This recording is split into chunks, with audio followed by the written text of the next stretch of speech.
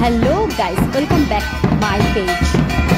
আজকের ব্লগটা কি তোমরা অবশ্যই বুঝতেই পারছো, ন্যাড়াপুরা নিয়ে। আমাদের পাড়ায় ন্যাড়াপুরা হচ্ছিল, সেটা নিয়ে পুরো ভিডিও ক্লিপ আমি তোমাদের সাথে শেয়ার করলাম। একটা ন্যাড়াপুরায় কী কী হয় না হয় সেই বৃত্তান্ত নিয়ে। আর চলো দেখতে থাকো, ভিডিওটা কিন্তু একদমই স্কিপ করো না, বারবারই বলছি। আজ আমাদের ন্যাড়াপুরা, কাল আমাদের দোল, পূর্ণিমাতে চাঁদ উঠেছে, বলো হরি বল। এটা তো সবাই জানো, নতুন কিছু না। আচ্ছা বলতে পারো এই ন্যাড়াপুরা কেন পালন করা হয়, কেন এবার ন্যাড়া পুরানো হয়, কি তার নেপথ্য কাহিনী, আর দোলের আগের দিনেই বা কেন এই ন্যাড়াপুরা করা হয়, একটু ভেবে বলো তো। শোনো তাহলে, আমি তাহলে তোমাদের আজকে এই গল্পটাই শোনাই। দোলের আগের দিন কারোর কাছে ন্যাড়াপুরা, আবার কারোর কাছে হোলিকা দহন। পুরাণে এই দিনে অশুভ শক্তিকে হারিয়ে শুভ শক্তির জয় হয়েছিল, সেই জন্যেই এই উদযাপন করা হয় শুধুমাত্র এই দিনে।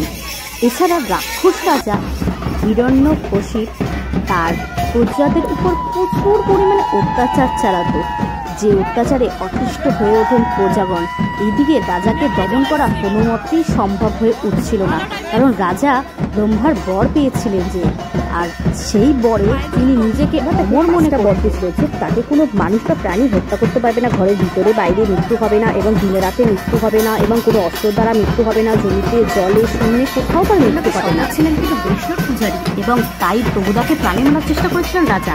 হোলিকা দাদাকে জানিয়েছিলেন, এবং ব্রহ্মার পাওয়া সেই চাদরটি জড়িয়ে আগুনের মধ্যে বসেন, এবং তার আগুন লাগবে না বলে, কিন্তু অন্যরা পুড়ে ছাই হয়ে যাবে এই বরকে কাজে লাগিয়ে হিরণ্যকশিপ বসেছিল সেইখানে।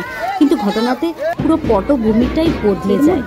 বিষ্ণু তার ভক্তদের প্রাণ বাঁচাতে খুব জোরে একটা হাওয়া দেয়, এবং সেই হাওয়াতেই ঘটনার চক্রে ওই চাদরটি উড়ে যায়, এবং উড়ে যাওয়ার পর সে পুরো পুড়ে ছাই হয়ে যায়। এই ঘটনার পর প্রজন্মকে মনে করেই রাজা হিরণ্যকশিপুর শুভ শক্তির চেয়ে ভক্তি শক্তি বলে বেশি মনে করা হয়। তোমরা কি জানতে এই ঘটনাটা? অবশ্যই কিন্তু জানিও।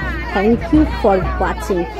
সবাই কালকে খুব ভালো ভালো করে হোলি খেলো। অ্যাডভান্স সবাইকে জানাই হ্যাপি হোলি এবং শুভ দোলযাত্রা।